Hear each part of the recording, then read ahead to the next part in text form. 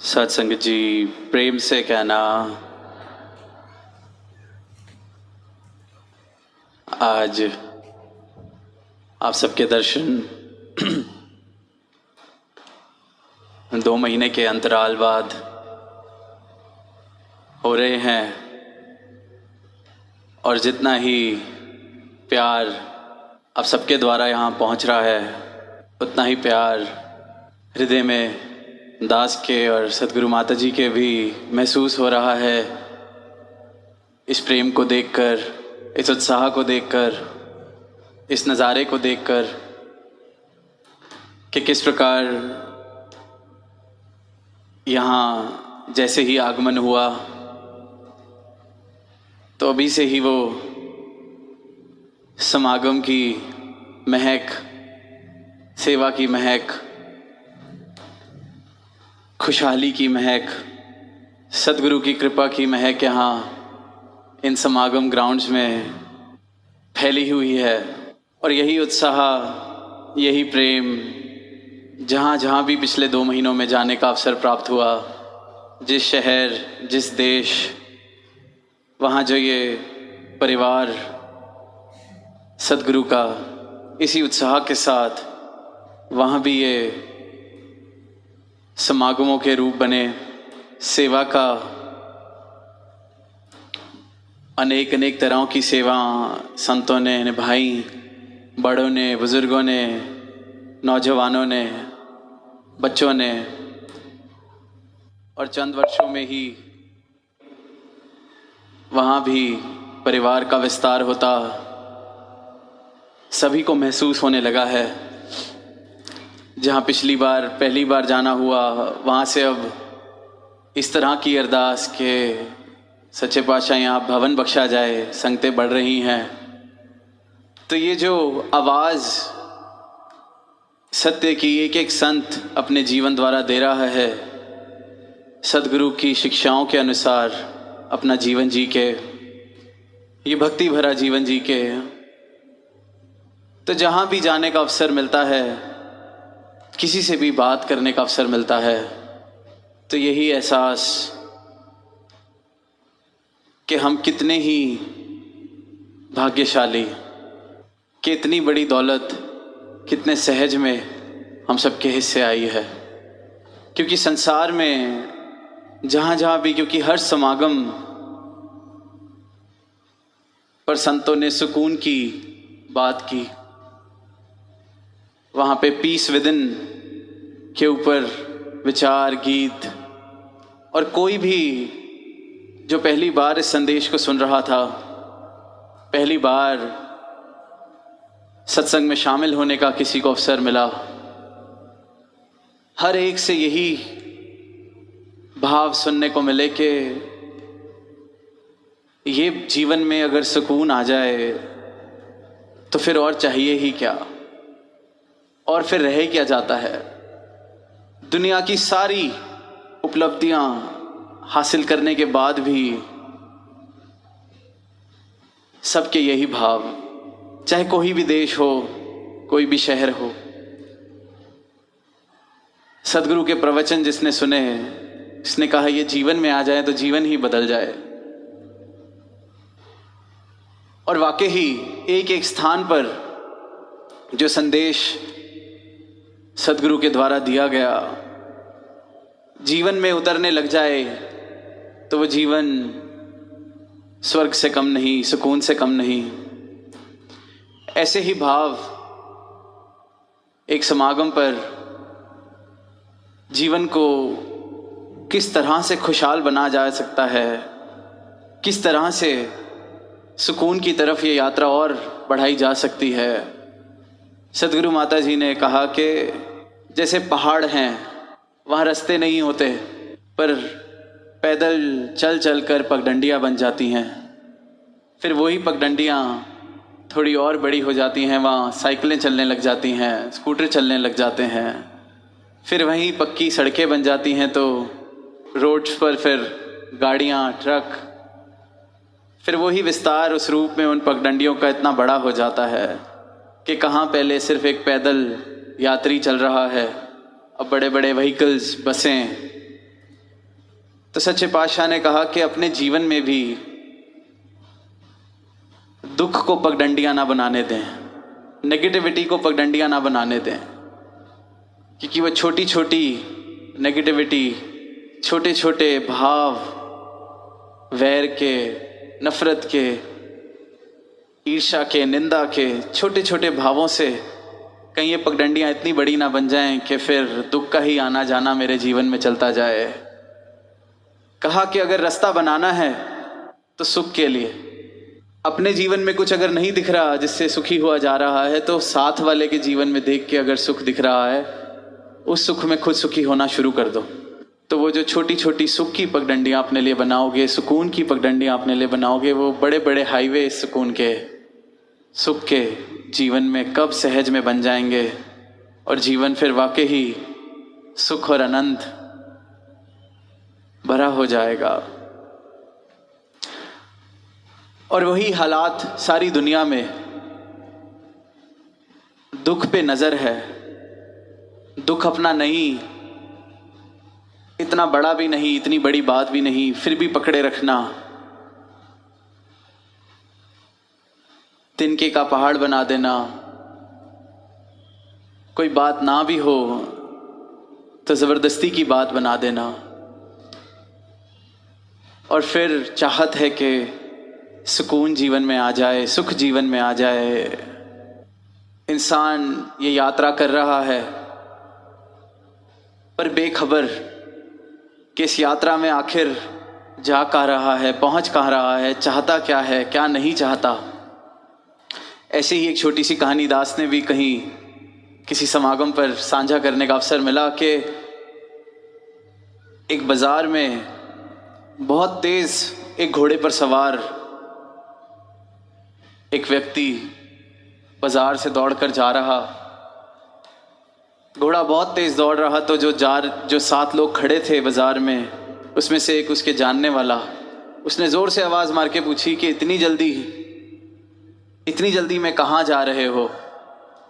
तो वो घोड़े पे सवार जो इंसान है वो कहता है कि घोड़े से पूछो, मुझे नहीं पता मैं कहाँ जा रहा हूँ, वो घोड़े से ही पूछ लिया जाए। तो जीवन पर हम सब भी सवार हैं बहुत तेज गति में, पर जा कह रहा है इंसान, वो इंसान कहता है कि वो मुझसे ना पूछो, क्योंकि जहाँ जा रहा है तो वहाँ रूप इसी प्रकार का दिख रहा है कि पतन की तरफ दिशा ले ली है मानवता ने। हमारे रिश्ते, हमारे सगे, हमारी मित्रताएं, सब में से प्रेम कहीं कम होता जा रहा है। और फिर यही शिकवा बन जाता है कि जीवन में प्रेम नहीं तो सुकून कहाँ से आएगा, कहाँ से फिर खुशियाँ आएंगी। और इसका बहुत बड़ा कारण है कि हम दिल की बात दिल से नहीं करते, मन में जो भाव हैं उनको कह नहीं पाते, जिससे जो कहना चाहिए उसके अलावा सारी दुनिया से कह देंगे। किसी ने अगर कोई गलती की है तो उस गलती को बढ़ा चढ़ाकर दुनिया में उसका ढिंढोरा पीट देंगे, पर शायद उससे बात नहीं कर पाएंगे। तो फिर शायर की वो पंक्तियां हैं कि गैरों से कहा तुमने, गैरों से सुना तुमने, कुछ हमसे कहा होता, कुछ हमसे सुना होता। कि जो गैर था उसको इस प्रकार से निमंत्रण दे दिया इस रिश्ते में, कुछ हमसे ही कह दिया होता, कुछ हमसे ही सुन लिया होता। तो अपने रास्ते में हम खुद ही दीवार बनकर, पत्थर बनकर बैठे हैं। जहाँ जहाँ भी आत्ममंथन किया जाएगा, जब जब भी आत्ममंथन किया जाएगा कि मेरे जीवन में अगर आनंद की, सुकून की कमी है तो उसका कारण सिर्फ और सिर्फ मैं खुद हूँ। जिस पल, जिस वक्त ये एहसास मुझे हो जाएगा और मैं खुद को हटाना शुरू कर दूंगा, तो फिर वही सुकून वाला रास्ता, वो छोटी छोटी पगडंडियाँ, फिर वो सुकून के सुख के बड़े बड़े हाईवे मेरे जीवन में इस प्रकार बनने शुरू हो जाएंगे, जिन बातों को एक पल भी ध्यान देने की ज़रूरत नहीं, उन बातों को मैं पूरा पूरा दिन सोचकर बिता देता हूँ। किसी के कुछ कहने पर, जो मेरे जीवन में जिसका कोई भी मोल नहीं, ऐसे किसी इंसान के भी शब्दों पर मैं सोच सोच कर पूरा पूरा दिन बिता देता हूँ। तो सुकून कहाँ से आएगा, सुखी कहाँ से होएंगे? कभी कभी तो ऐसा लगता है कि इंसान कहता ज़रूर है कि मुझे सुखी होना है, मुझे आनंद चाहिए, मुझे सुकून चाहिए, पर लगता है ये सिर्फ शब्द हैं, क्योंकि जो कार्य, जिस तरह के कर्म इंसान करता है, डिसीजंस इंसान लेता है, चुनाव इंसान करता है, वहाँ से लगता है कि शायद इंसान को सुख से, आनंद से कुछ खास प्यार है नहीं। उसको दुखी होना ही पसंद है, परेशान रहना ही पसंद है, कुढ़ना ही पसंद है। आदत बन गई है बेकार की बातों पर उलझ जाने की, और फिर खुद उलझकर दूसरों को उलझाने का भी मन करता है। कहीं सुना कि किसी जंगल में एक गधे ने एक हाथी से कहना शुरू कर दिया कि इस हाथी का, इस जंगल का राजा शेर नहीं, मैं हूँ। तो हाथी ने एक दो बार कहा कि ये कैसी बेवकूफ़ों वाली बातें हैं, ये जंगल का राजा तो शेर है, क्यों ऐसी बातें करके अपना समय ख़राब कर रहे हो। फिर कुछ दिन बाद वो गधा मिला, फिर वही बात कि हाथी तू समझ जा कि अब इस जंगल का राजा मैं हूँ। 5-7 बार हाथी ने समझाने की कोशिश की, कहा कि तुझे सज़ा हो जाएगी, इस तरह के गुनाह मत कर, इस तरह की बातें मत कर। पर अब हाथी से रहा नहीं गया, पहुंच गया शेर के दरबार में, कहा कि मुझे सज़ा दिलवानी है इस गधे को। अब केस शुरू हुआ, वहाँ सुनवाई हुई, गधे को भी पेश कराया गया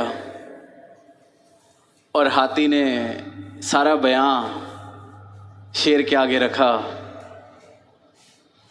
कि राजा, यहाँ ये गधा पूरे जंगल में कहता फिर रहा है कि वो जंगल का राजा है, आपकी तौहीन में ऐसे ऐसे शब्द बोल रहा है, मुझसे सहा नहीं गया, इसलिए आपके सामने इसको पेश करवाने की गुजारिश की, इसको सज़ा दी जाए, आप फैसला सुनाइए। सब कुछ सुनने के बाद जब शेर ने फैसला सुनाने की बारी आई तो कहा कि सारी बातें सुनने के बाद मैं सज़ा सुनाने के लिए तैयार हूँ, इस हाथी को 6 महीने के लिए जेल में डाल दिया जाए। वहाँ सारे हैरान, अब हाथी भी हैरान, कहता है कि जहाँपना ये क्या? तो जहाँपना आगे से कहते हैं कि जिस हाथी को इतनी समझ नहीं कि गधे की बात पर कितना ध्यान, कितना जोर देना है, सज़ा उसी को मिलनी चाहिए। पहले तो अपना दिमाग उसने इसकी बातों में आके ख़राब किया, वहाँ तक भी ठीक था, अब ये पूरा का पूरा दरबार सजवा के मेरा भी समय इसने गधे की वजह से ख़राब किया, तो सज़ा गधे को नहीं, इस हाथी को ही मिलनी चाहिए। और हमारा जीवन भी कुछ इसी प्रकार चलता है, खुद को ही सज़ा दिलवा देते हैं ऐसी बेतुकी बातों को ज़रूरत से ज़्यादा ध्यान देकर। जिस बात का, जिस इंसान का, जिस तौर तरीके का कुछ मेल ही नहीं, कुछ मोल ही नहीं। अब जब सदगुरु ने ब्रह्म ज्ञान दे दिया, अंधकार से प्रकाश की ओर का रास्ता दिखा दिया, और फिर मैं अंधकार वाली, भ्रांतियों वाली, अज्ञानों वाली, संसार वाली बातों में उलझ जाऊं, फिर फंस जाऊं, तो सज़ा मैं खुद को ही दिलवा रहा हूँ, सज़ा मैं साथ साथ काट रहा हूँ। फिर रोशनी से, प्रकाश से अंधेरे की तरफ खुद को धकेल लेता हूँ। तो ये जो अवसर मिला है, पहला अवसर कि ये तन, ये मानव जीवन, और फिर इतना बड़ा परोपकार, इतनी बड़ा रहम सदगुरु का कि ये अंधकार में नहीं बिता रहे इस जीवन को, सत्य ये परमात्मा जीवन में आ गया है। आज वो कहानी सुन रहे थे सत्संग में कि गुरु साहिबान वहाँ झोपड़ी में ठहरे, उसके बाद फरमान दे दिया इस झोपड़ी को तोड़ दिया जाए। और झोपड़ी जिसकी थी उसने आखिरी जो स्तंभ था, आखिरी जो पिलर था, वो खुद ही तोड़ा। और फिर कुछ समय बाद वहाँ महल खड़े थे। तो सदगुरु हमारी इस मैं की झोपड़ी को तोड़ते हैं। वो एक एक पल में, एक एक विचार में ये कह रहे हैं कि इस मैं की झोपड़ी को तोड़ दो और फिर निरंकार का महल इस जीवन में बसेगा। मेरे मन से मैं अपनी इस मैं की झोपड़ी को तोड़ने को जिस दिन तैयार हो जाऊंगा, उस दिन निरंकार का महल साथ साथ सदगुरु की कृपा से मेरे जीवन में खड़ा होना शुरू हो जाएगा। पर इंसान उस झोपड़ी को खोने से डरता है।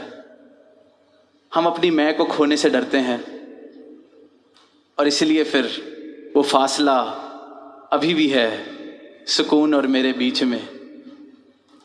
झलकियां मिलती हैं जब इनकी उपस्थिति में मैं होता हूं, तो सुकून की झलकियां ज़रूर मिलती हैं, महसूस भी करता हूं, एहसास भी होता है। पर इस झोपड़ी को खुद अपने हाथ से तोड़ना शुरू कर दें, तोड़ दें, फेंक दें, मान ले कि इस झोपड़ी को छोड़ने में ही आनंद है, सुकून है, तो वहीं फिर इस परमात्मा ने खुद बस जाना है, सदगुरु ने खुद बस जाना है। इस परमात्म के, इस सत्य के महल मेरे मन में खड़े हो जाने हैं। तो ये ब्रह्म ज्ञान जीवन में आने के बाद, जीवन में अगर ट्रांसफॉर्मेशन, रूपांतरण नहीं आ रहा या नहीं आना शुरू हुआ, तभी ब्रह्म ज्ञान या ये संतों की वाणी ये सिर्फ थ्योरेटिकली मेरे जीवन में इसका प्रवेश हुआ है, सिर्फ शब्द मात्र का मेरे जीवन में प्रवेश हुआ है। जिस पल ये पूर्ण रूप से मेरे मन में, अंतर मन में सदगुरु की इस दात का प्रवेश हो जाए, सदगुरु के उपदेशों का प्रवेश होना शुरू हो जाए, तो मेरे जीवन में एक ऐसा रूपांतर होना शुरू होता है, बल्कि दास कहेगा कि क्रांति होनी शुरू होती है। अक्सर दुनिया में क्रांति की बात की जाती है, रेवोल्यूशन की बात की जाती है, पर सबसे बड़ी क्रांति एक इंसान के जीवन में तब घटती है जब उसका जीवन अंधकार से प्रकाश में आके खड़ा हो जाता है। सबसे बड़ी रेवोल्यूशन अपने इस जीवन में झूठ से नाता तोड़कर सत्य से नाता जोड़ लेना है। और ये क्रांति सदगुरु एक एक इंसान के जीवन में घटा रहे हैं। और हम सबको इस रहमत का एहसास, इस परोपकार का एहसास अपने जीवन में जब तक बनाए रखेंगे, तो जीवन मेरा मूविंग टुवर्ड्स सुकून ही रहेगा, फेसिंग टुवर्ड्स सुकून ही रहेगा।